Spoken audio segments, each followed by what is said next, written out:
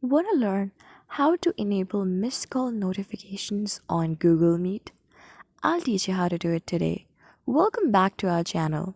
In this video, we will learn how to enable missed call notifications on Google Meet.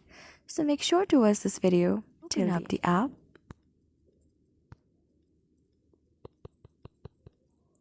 Now, open up the app. Make sure to get logged in just like me. Now, tap on the three straight horizontal lines on the top left corner. As you do this, tap on Settings option. Now tap on Calling Settings option.